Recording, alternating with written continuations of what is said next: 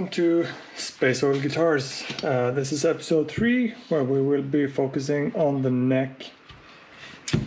So I have some things to show you. This is the neck blank of torrefied maple. Really sings when you tap it.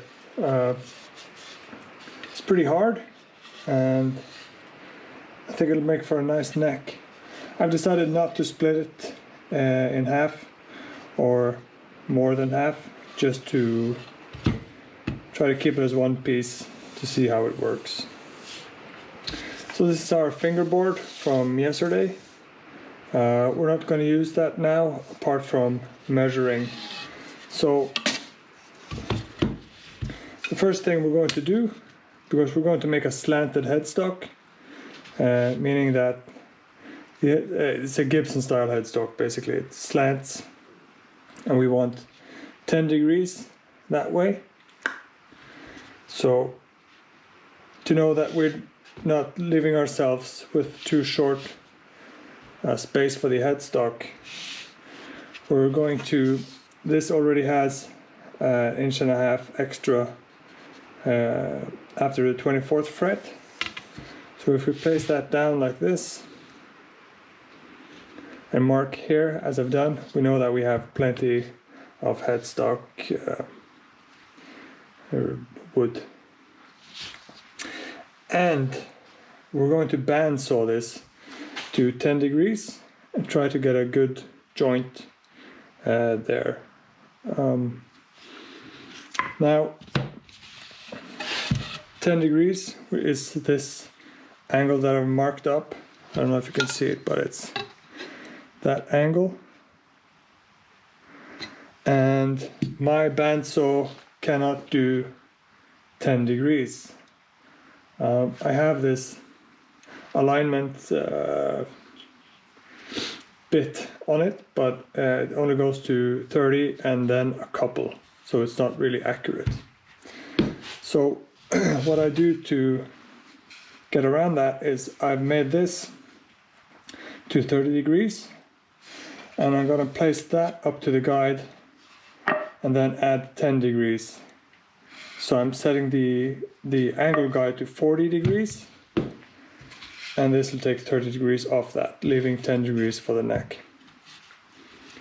Now this is squared. I've already checked that using one of these, and this is squared, and the table on my bandsaw is squared, so this should be pretty straight. If not, we'll have to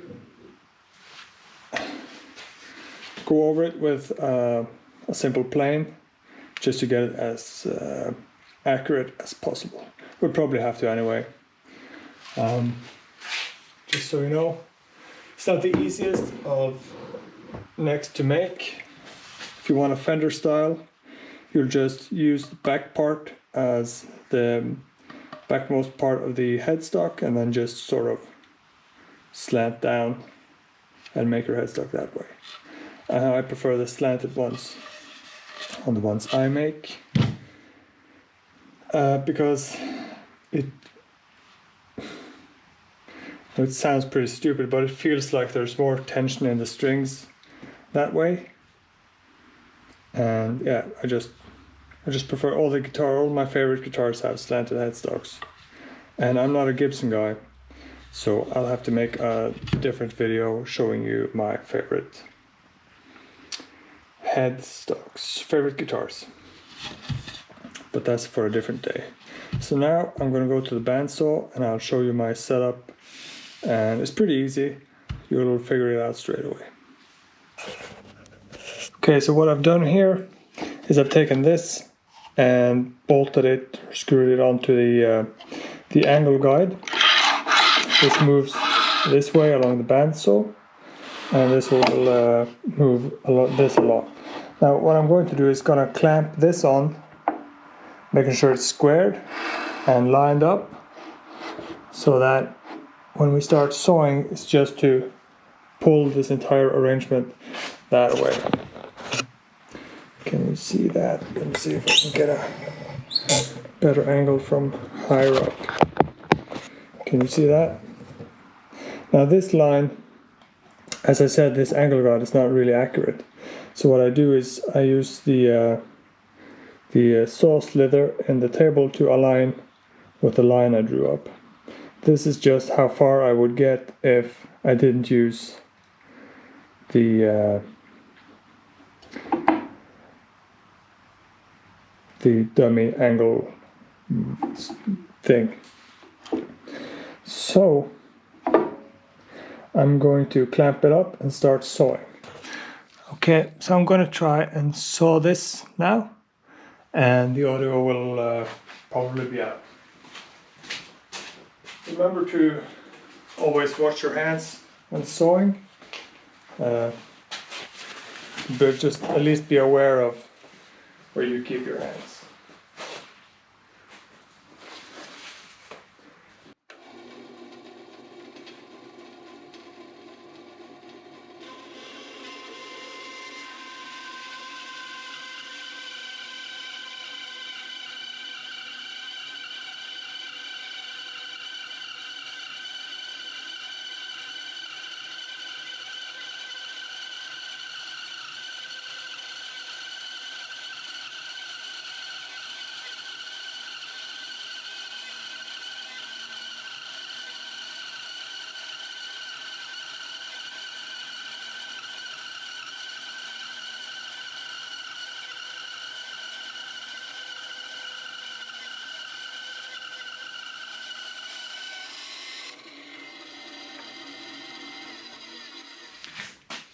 Okay, so we're going to plane down until we're on that line all the way, and then this should be all good. Now make sure you have your plane set to a very shallow cut.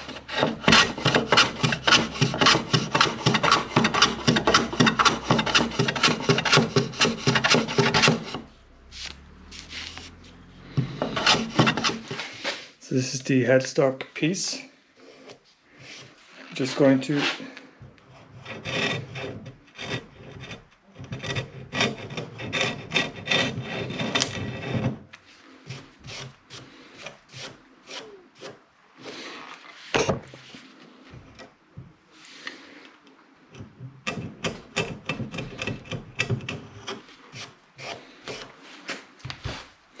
as you can see, it started to split here. That's not a problem because it's quite wide.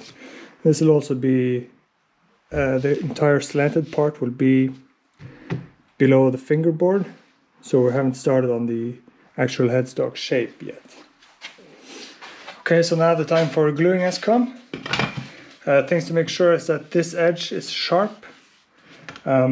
If you plane, sometimes you have a tendency to go this way, making this edge, which isn't important now, and this edge round. A way to omit that is going the other way, or somehow arranging this so that you may plane towards the edge. However, don't do as I do and try to take too much, because I chipped a bit off here. This will be cut away anyway, but this might have been bigger, like might have gone in here. So make sure to do that. Also sand both sides that are going to be glued, and prepare your glue. Now I don't have a jig for this, but I've had good fortune just using clamps and making sure to have everything nice and tight as I glue it up, making sure that it doesn't move around anyway, because slanted joint will want to slip a bit. Now I have some glue on and spread it around. Can you see me? Yeah, now you can. Spread it around. You don't want too much glue, because you want the wood to be glued to wood. You don't want like a membrane of glue in there. You want the the wood to be able to touch the wood, but have enough, and just make sure to get all the squeeze out of the way, because that'll just make your life harder once the glue is dried. Now I use what most people use, I believe, tight bond. This will bond stronger than the wood itself if properly aligned. Okay, so I got it clamped, but doing so was a bitch and a half, as they say. I had to first of all raise this up from the bench so I could get the angle down. Then I clamped this in place, and I clamped the board in place, the neck, and then starting to clamp the headstock on. So now it's clamped in. I'm gonna leave it like that for at least 24 hours, and that'll be it for this episode. Next one, we're going to start shape the body to final shape, I believe, without the neck pocket and routing, just the shape. Alright, so thanks for watching. Please like and subscribe, and we'll be back with a new episode.